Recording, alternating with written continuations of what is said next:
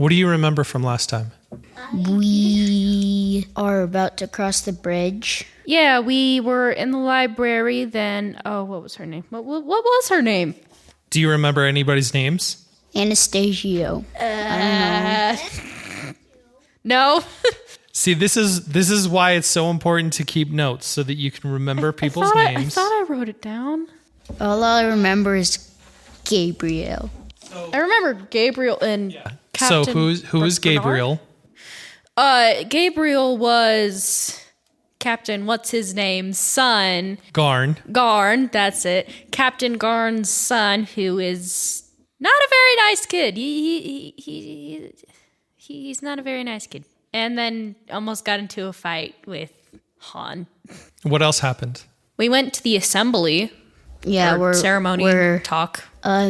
About to cross the bridge. With a clank, which is unfortunately Gabriel's clank. So Kiara, that's her name. I'm just the teacher that gave you guys some items. And the book and the bundle and the food. And apparently we weren't supposed to look through the books until later, but... It's okay. Okay. You rolled good enough, and you guys roll super good anyway, so it's fine. And do you remember the clank's name? No. Meh. It started with like an M. The clank's name was Abide.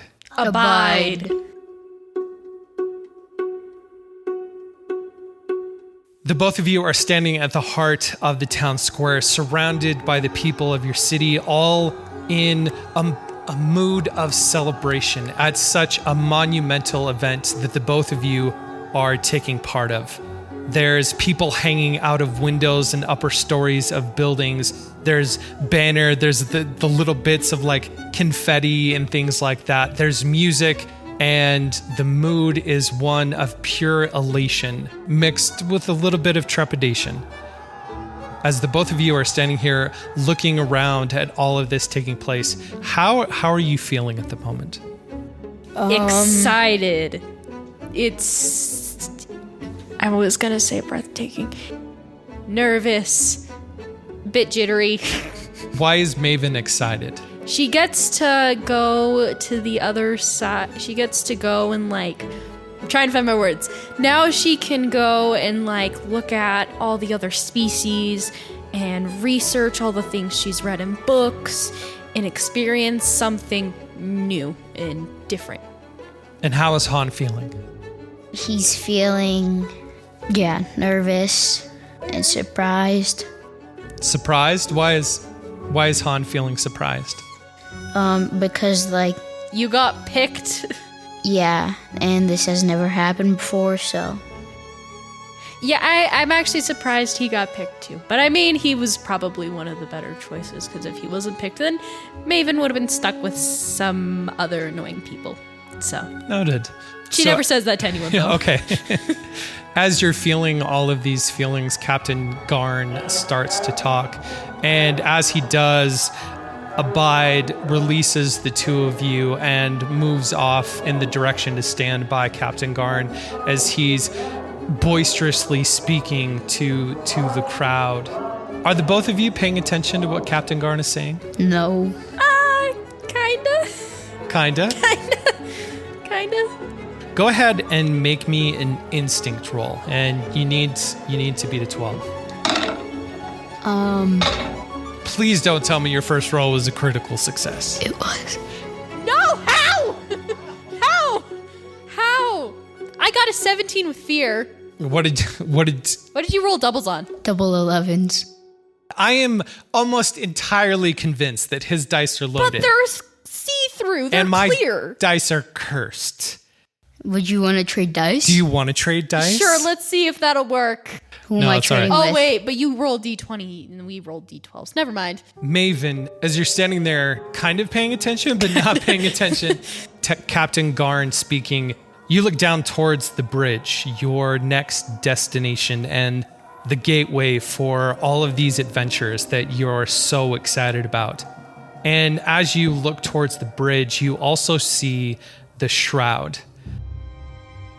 The bridge itself, you see the first part of it, but the bridge continues off into the shroud, into this mist and the rest of the bridge is lost behind this wall of fog that has forever separated your side of the island with whatever might be beyond the shroud. And you have this feeling of uneasiness as you're looking at the bridge, a feeling that something's not quite right. Haun, with a critical success. How?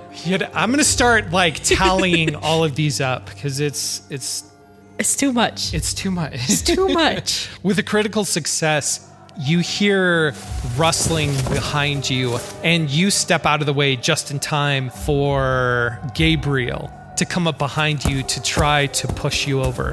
But because you were aware of his presence before he did, you stepped out of the way. And as he tries to knock into you and push you over, he trips over himself. Oh no. And falls onto the ground, disturbing the people that are around you. Now you look up at Captain Garn and you can see him glance over at his son now splayed out on the ground with a momentary look of confusion and anger as he looks at you and seemingly blaming you for his son now being on the ground. Without a beat, he continues to talk all the proclamations of the day and saying how much work has gone into this moment and how important it is that we as a people and a culture and a society and embark on these new adventures to spread the truth to the other side of the island so that we could all be one.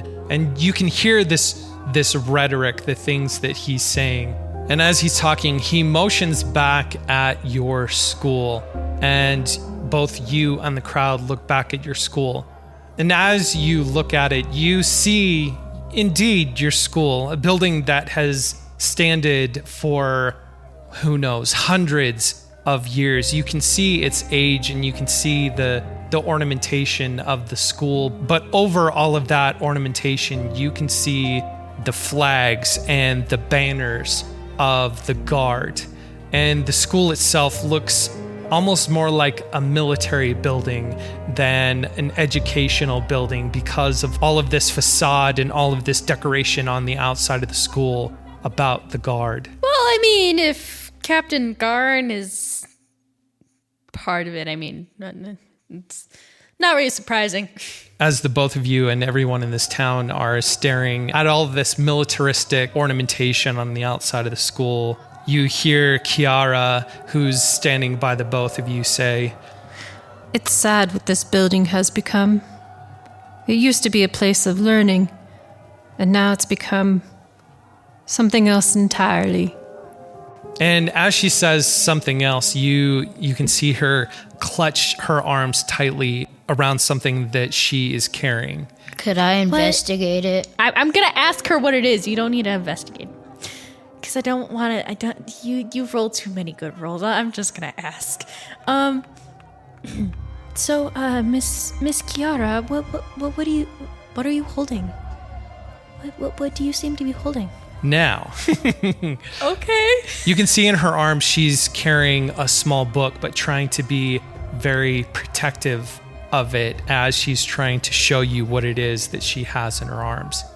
All of a sudden, you hear the voice of Gabriel shouting, "Book! Book! She's got a book!" Having picked himself up off the ground, he's now standing in front of the three of you, pointing his finger at Kiera and screaming, "Book!" And as he does, his father, Captain Garn, all of a sudden stops his speech to the town square and comes over and grabs Kiera's arms and rips the book out of it and then goes back into the middle of the town square. And he says, "For far too long, there have been many of these misguided souls who have attempted to deceive you people, who have attempted to keep all of us from the truth, who have attempted to sway the minds of you good people with these." And he holds up the book in the middle of town square, and you can hear like a low murmur and some gasps from the people in the town square. What's the book? What is the book? What is the book? Go ahead and make me an instinct roll. What do we have to beat? Oh yeah, what do we? You have to beat a 12. Oh, okay. I Oh, that's a 5 with fear. Dang it. that's a 14 with hope. A 5 with fear as you see Captain Garn holding up this book. You instinctively reach down to your bag and feel for the book that is inside of your bag. And as you do, you can see Gabriel turn his attention towards you and then look down at your bag. Oh no!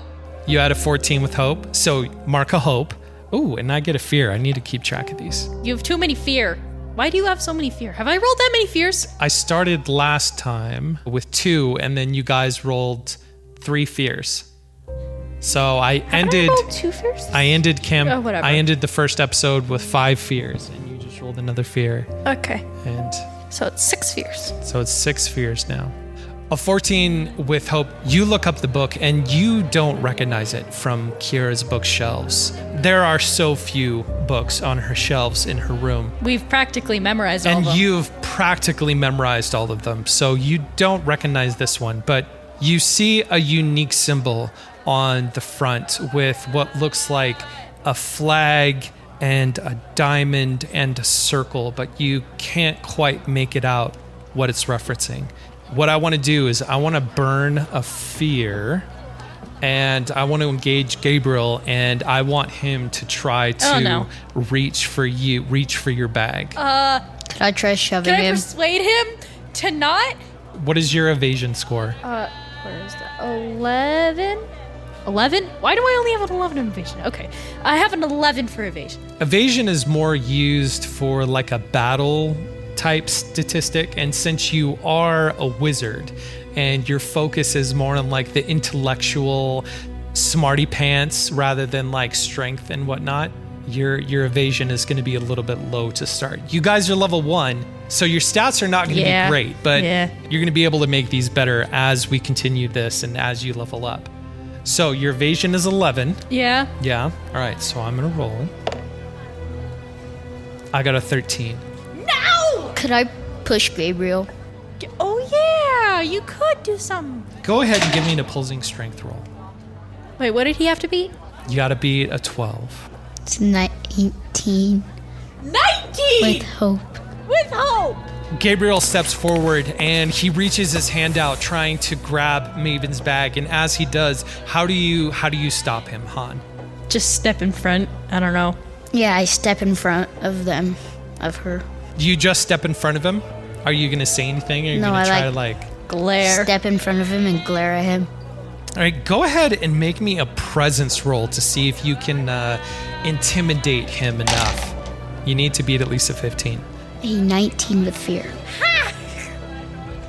Why do you roll so high? A 19 with fear. You step in front of Maven and you muster up all of your anger and courage as you look at Gabriel in the face and you glare at him, and without saying a word, he stops and you step forward and kind of like intimidating him. And as you do, you suddenly look up at Captain Garn and you can see Abide moving away from Captain Garn and coming down and over to you again.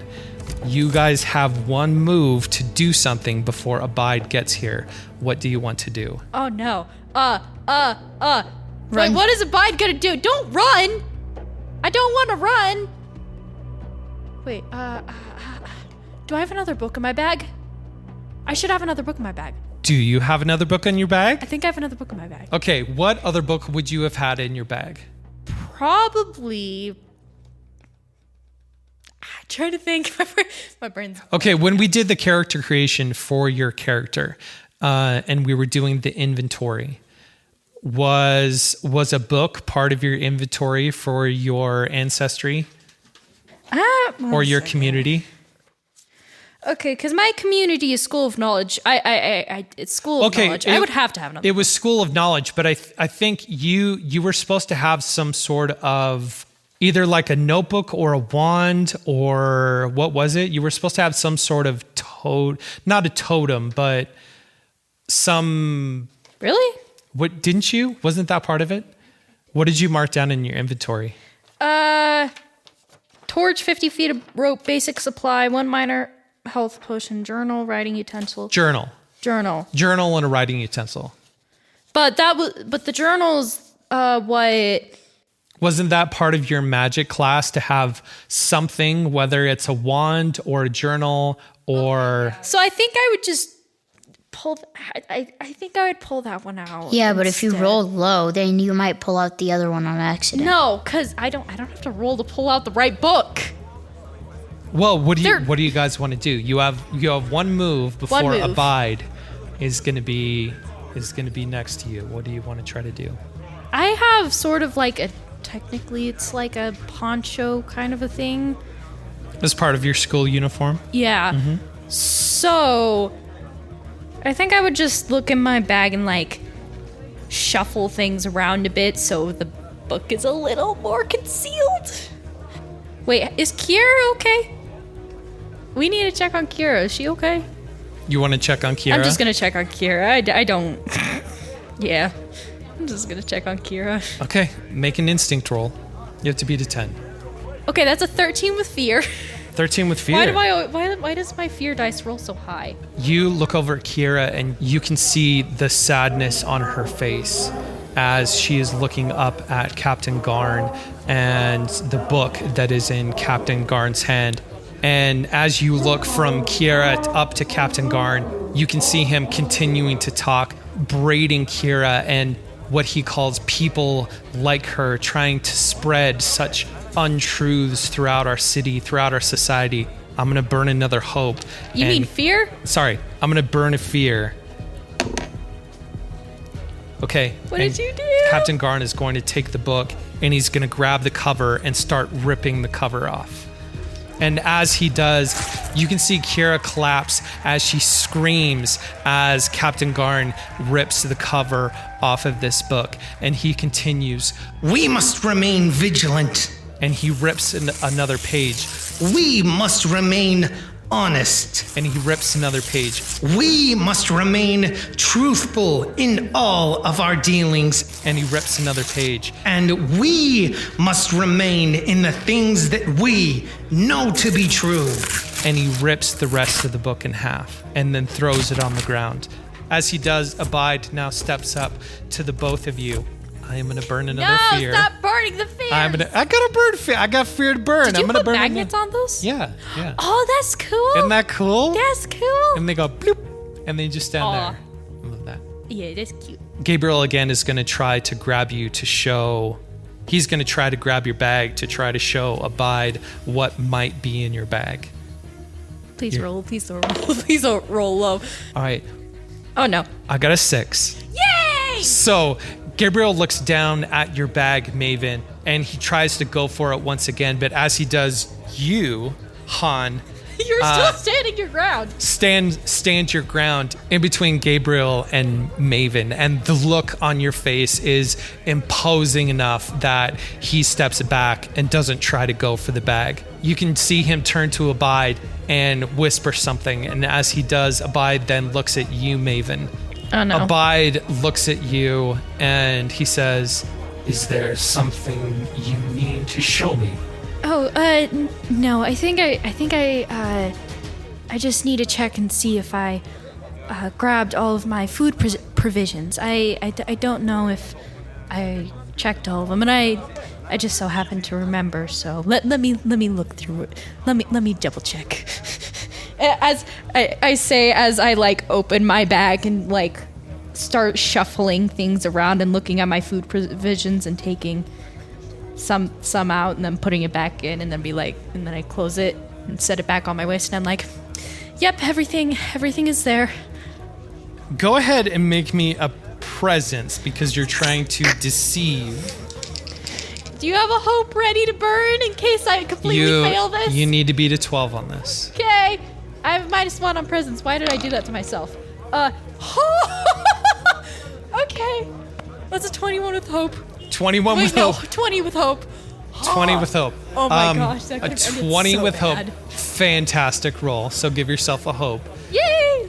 As you're rifling through his bag, you can see him look down, but you were good enough at pulling out the food items and the other items in your bag that he doesn't seem to notice anything noteworthy.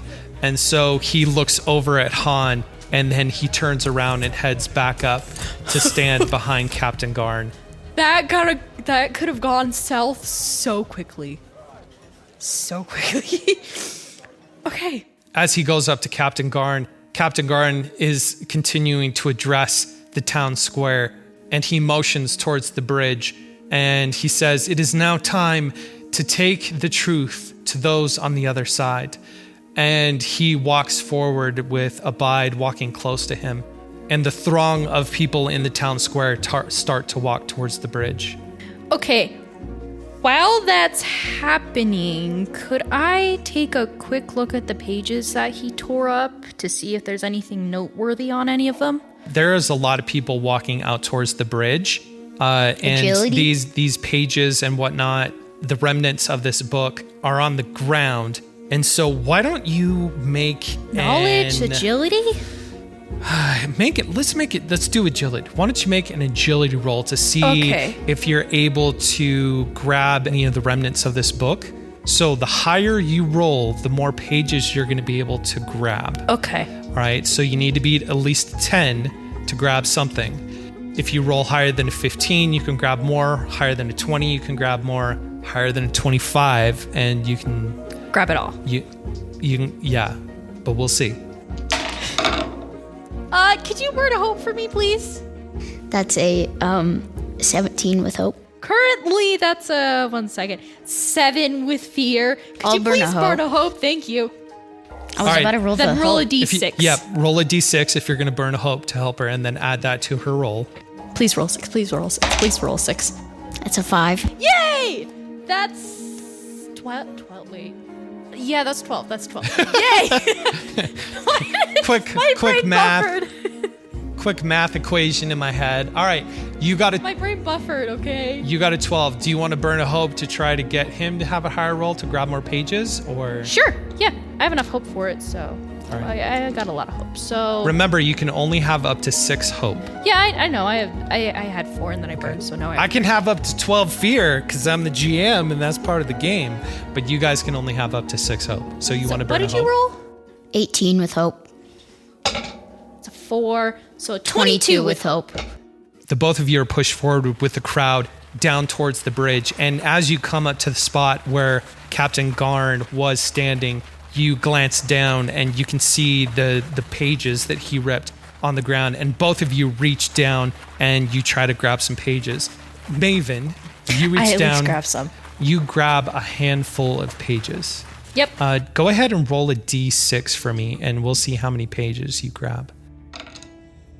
Is that a 6? That's a 6. Yay! Okay, so you grab 6 pages. Han, trying not to be too obvious about it because you saw the reaction of the crowd when Captain Garn held at the book, you also reached down and grabbed some pages. What did you roll? Wait, were we 22. doing agility? 22? Yes, it was agility. Oh, then I have a +1, so 23. So 23? All right, go ahead and roll your d6 2 times. Why not just roll D12?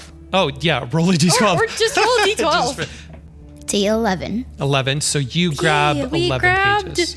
17 pages? You grab 17 We grabbed pages. 17 pages. And That's both of you probably- quickly shove these pages in your bags and continue walking down towards the bridge. And you see this massive bridge, a construction project that you've noticed in development for what seems all of your lives. You've seen all of the progress as people have constructed this monstrosity that reaches out into the water and towards the shroud, disappearing into the mist beyond it. You know how much work has gone into this project as you stand here and look at it. And you can see Captain Garn and Elray? Elray. It was Elray. All right. I think the first time I said it, I said Elray. Okay. And the second time I said it, I said Elray. Yeah, okay, just do Elray. You can see standing in the middle of the bridge, Counselor Elray. And Captain Garn comes up to him and they start talking as you and the crowd with you come up to the edge of the bridge. And Elray motions to a person standing on either side of the bridge. And as he motions to them, you can see that they're holding torches and they touch those torches against the line that burns up. And this line goes up to a giant bowl standing on top of the columns on either side of the bridge. And those light up with a mysterious blue-like flame. And as that flame burns, you can see a line going to the next column where the flame trickles and then goes to the next column. And on top of the next column is another bowl that bursts into flames. And down these flames start to ignite down the length of the bridge. And as more and more of these bowls of flames start to ignite, you can see it having an effect on the shroud, as if the flames themselves are pushing the shroud back. As each column is lit, more and more the shroud seems to be burned away until the point that you can see somewhat clearly down the length of the bridge. You look and you can see a group of people. Their shapes you don't quite recognize. They're in the distance. They look humanoid, but something about them seems different, and they're walking down the length of the bridge. Before we go on, is there anything else you guys would like to do? Okay, has Kiara followed us, or is she still sitting in the... Is she still sitting on her knees, like, back there? I'll leave that up to you guys. Would Kiara have followed you guys? Maybe. Yeah, let's say she does. Kiara steps up next to the both of you. You can hear her light sobs, and you look over to her, and you can see the tears still running down her face. Could we give her the, Let's save the pages for later. Yeah, but she's not coming with us. I know. What do I do with Kiara? What do I do with her? What do I do? Could we with her? tell her that we remember what the cover looked like? Yeah, I wrote it down. Oh, yeah, so... I'm thinking of something to say to her. Just give her one of the pages. Do you want to give her the pages? Do you want to show her the pages? Do you want to try to talk Show to her her? the pages. Okay, I'm gonna, step up closer to her and more in front of her and, open my bag slightly to show her that we have the pages. And I look her in the eyes and I'm like... I am sorry. I'm sorry. I'm very sorry. Whatever it was, I'm sorry you lost it. If we're allowed to write letters, I will write to you as often as I can. Before you can say anything else, she steps up close to you and closes your bag to make sure that nobody else around can see what you were trying to show her. And she leans in and she says, Keep them safe for me. They may be valuable to you later. It's at that moment that you hear Alray start to speak as he calls for the representatives to come forth. I give Kiara a quick hug, and then I run over to where Alray's calling us. So the both of you walk towards Alray. The both of you walk towards Alray, and as you step forward from the crowd, the both of you step forward, and you can see two elves stepping forward as well. You also see two young Infernus, as well as two Qatari step forward. This group of you now stands before Alray. He looks over all of you and nods in approval, and then without a word, he turns and starts walking down the bridge. All of you start to follow, walking further and further down this bridge. And the further you get down the bridge, you are more and more enveloped by the shroud on all sides. You can see it block out direct sunlight, but still, it doesn't block out all sunlight, but you notice that things start to appear gray, as if color has been lost from the environment around you as you get further into the shroud. You can see the edges of the bridge, and you can hear the water lapping below you, but you don't see anything else. The mist is so thick, and that's why it has prevented anyone from coming from this side of the island over to the direction where you are going now, to the other side of the island, to this new frontier that has been closed off for generations, for hundreds, maybe thousands of years. As you get closer to the group coming from the other direction on the bridge, you start to see more clearly the figures walking towards you. You can see things that look like people, but also look like bugs. You can see small people, about half of your height, but very stout. Some of them look like creatures that you have never seen before.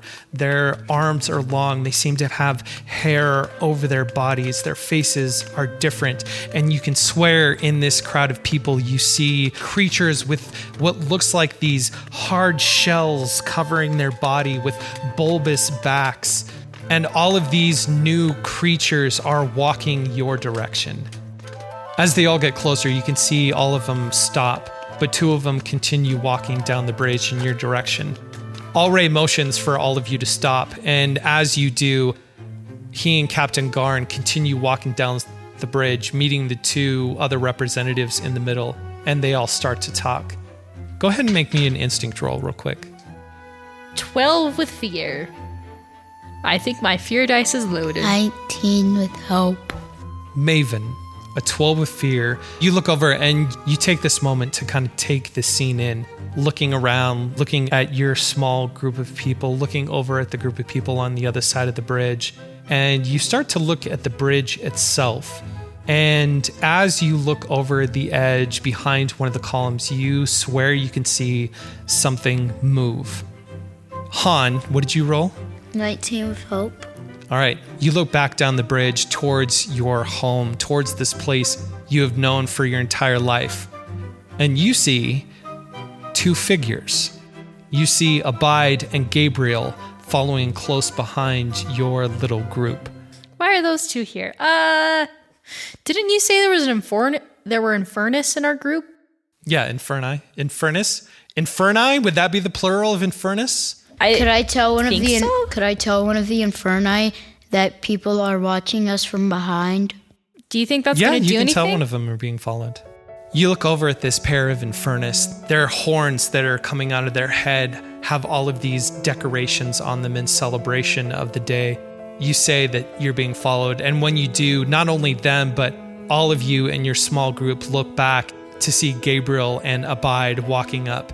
As Abide and Gabriel finish stepping up towards your group, Gabriel folds his arms and just gets this smug look on his face. Are you coming with us, or are you staying? What are you doing here? He kind of snickers and he says, What, you didn't hear? I'm going to be joining you as well.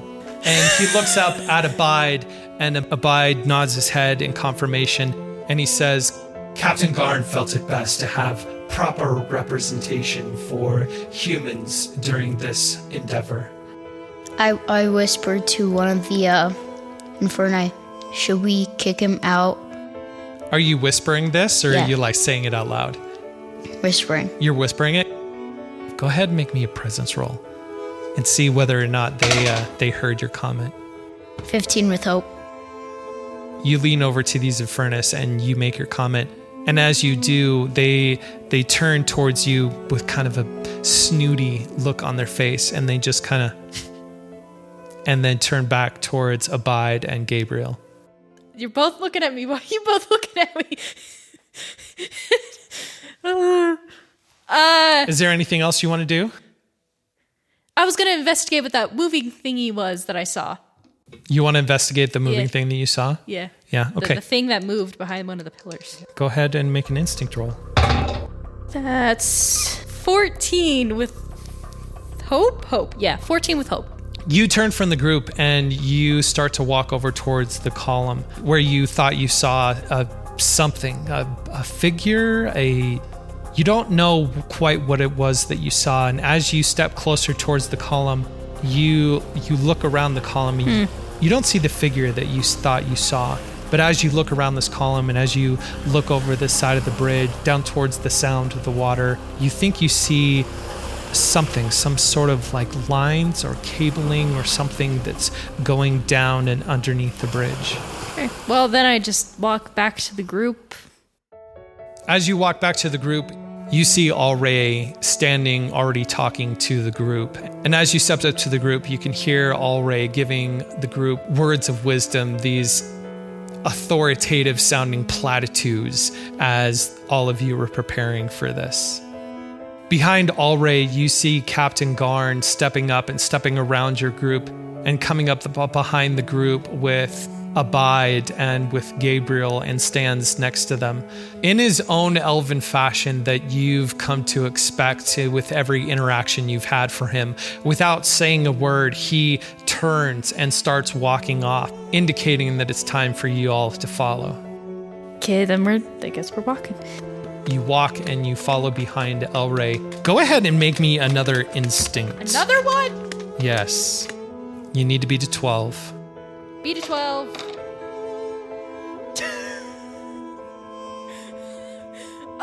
That's a critical success. Yeah. I got a critical success. You got a critical... Wait, you both got a critical success? What? Jeez. Oh my gosh. That's amazing. All right. I got a critical success. With a critical success, both of you start... I got a critical success with 9s. I got it with 10s. You got How it. does this happen? Since both of you got a critical success, the group of you start walking, and as you do, the both of you turn around to see Captain Garn not walking forward, standing there with his arms folded, and Abide standing motionless next to him. You also look at Gabriel, and you see this look of confusion on Gabriel's face as he looks at his father standing there not moving, and then he looks at the group, and then he looks at his father, and then he looks back at the group, unsure of what he should be doing. Seeing this, the both of you stop walking as you're standing there on the bridge, looking back towards Captain Garn and Abide and Gabriel as the rest of your group continues to travel on the bridge. And as you do, Captain Garn looks at you with confusion and then anger and then fear in his eyes for a moment. And what I'm going to do, I am going to burn a fear. And what I'm going to do is I'm going to try to engage Gabriel. Gabriel is going to try to walk forward to meet up with the both of you in expectation of him being included in this venture. But I'm going to roll to see if Abide is able to reach out and stop him. Okay?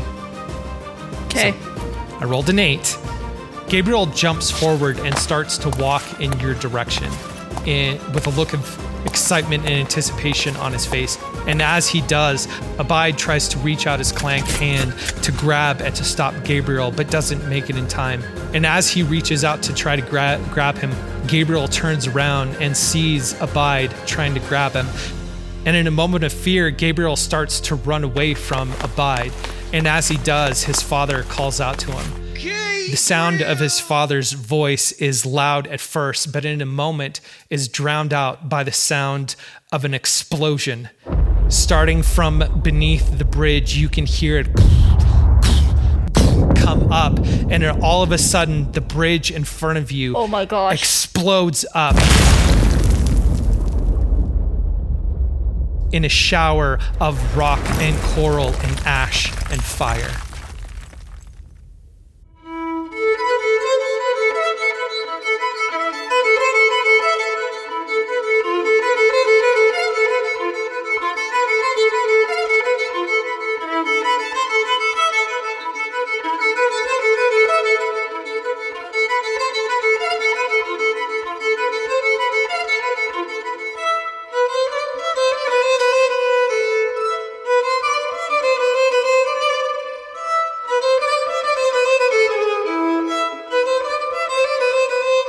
Ooh, things are sure heating up here in Ithrodel, and we're so excited you're along for the ride. Thank you so much for listening to this episode of Fumblelore.